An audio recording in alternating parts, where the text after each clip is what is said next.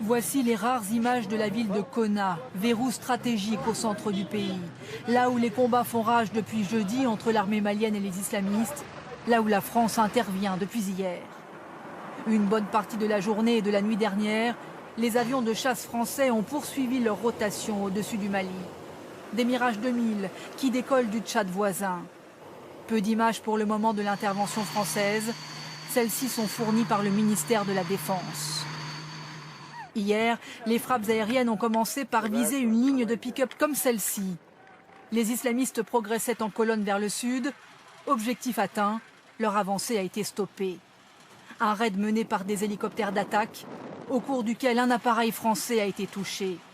Le pilote est mort, le lieutenant Damien Boiteux, 41 ans, du 4e régiment d'hélicoptères de combat de Pau. Il était père d'un enfant.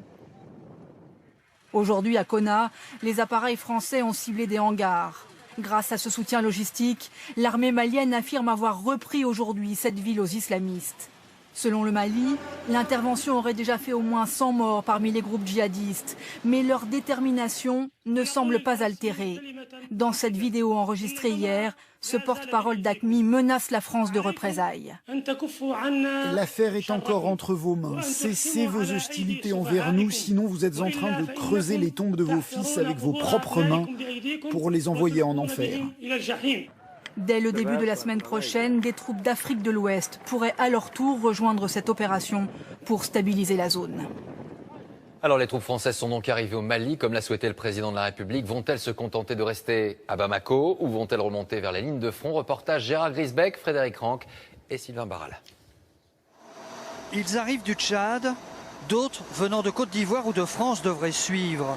Ce sont les premiers soldats de l'armée de terre qui débarquent au Mali suite à la décision hier de François Hollande d'engager la France dans la guerre contre les islamistes. Sur le tarmac, ils sont accueillis par l'ambassadeur de France. Vous étiez attendu, espéré par la population malienne et aussi nos compatriotes. L'avion C-130 est rapidement déchargé car il doit regagner Djamena pour une nouvelle rotation. Ces hommes de l'armée de terre vont rejoindre sur le front des forces spéciales qui, elles, sont déjà engagées dans des opérations aériennes. Et sur le tarmac, un peu plus loin, un avion militaire venu du Nigeria nous rappelle que ce pays aussi est de Bamako.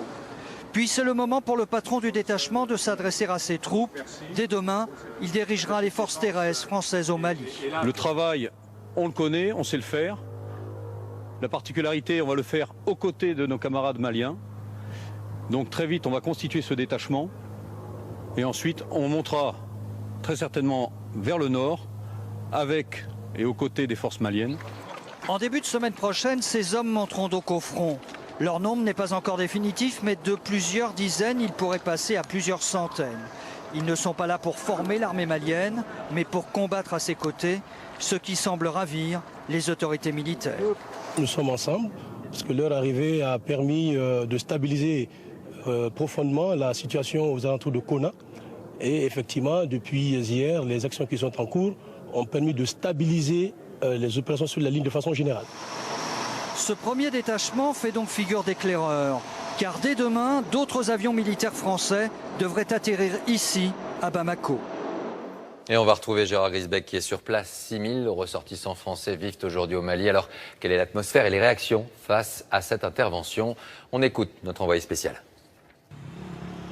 Oui, étrange Mali, c'est le moins qu'on puisse dire. Alors c'est vrai qu'ici c'est le week-end, mais tout de même, rien ne montre à Bamako que le pays est en guerre, qu'au nord on se bat à 700 km d'ici, que l'état d'urgence a été décrété. Les gens ici sont sereins, tout est calme, y compris dans la communauté française. Alors c'est vrai que la semaine aussi a été très étrange. Elle a commencé dans un chaos par la défaite, par la débâcle de l'armée malienne et elle se termine par un moral retrouvé grâce à l'intervention militaire française. Alors tentons d'y voir plus clair sur les moyens mis en œuvre sur ce dispositif français sur place avec Loïc Delamornay. Loïc, l'opération Mali a été nommée opération Serval du nom d'un félin du désert. Loïc, comment les forces françaises sont entrées en action? Alors Laurent, la tête de pont est partie du Burkina Faso où nous avons notre commandement des opérations spéciales. Ces forces spéciales ont été acheminées au Mali, à Sévaré, avec leurs propres avions et leurs propres hélicoptères. Alors il est rarissime d'avoir des images de ces forces spéciales vu leur mission ultra secrète. Nous avions pu exceptionnellement tourner quelques images de leur entraînement il y a 3 mois. Vous allez le voir, regardez, ils ont ces véhicules spéciaux qui débarquent directement des avions dès l'atterrissage.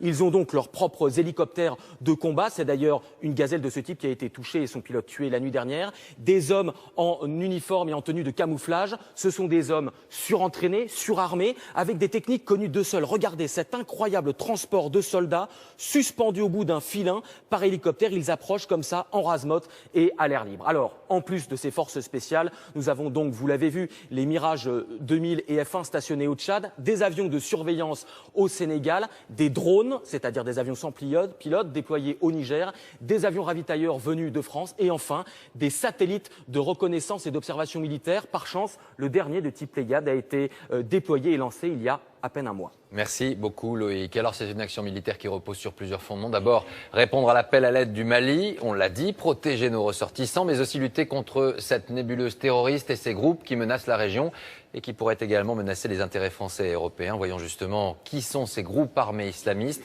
rattachés notamment à Al-Qaïda. Question-réponse avec Anne Domi. Selon les services de renseignement, les islamistes qui occupent le nord du Mali seraient environ 3000. Qui sont-ils? Le plus connu et le plus menaçant des trois, c'est d'abord AQMI. Al-Qaïda au Maghreb islamique, dirigé par cet homme, l'Algérien Abou Zeid. C'est ce groupe qui détient les otages français. Ansar Eddine, lui, est un mouvement beaucoup plus local, dirigé par un Touareg converti à l'islam intégriste. Yad Ghali. C'est le mouvement armé le plus puissant du désert malien. Le Moudjahou, représenté par cet homme, Oumar Ould Amar, lui s'est spécialisé dans les trafics en tout genre, la drogue, mais aussi les otages. Quels sont leurs moyens? Missiles anti-aériens, kalachnikov, lance-roquettes, batteries anti-aériennes, des armes en partie pillées dans les stocks du colonel Kadhafi au moment de la révolution libyenne.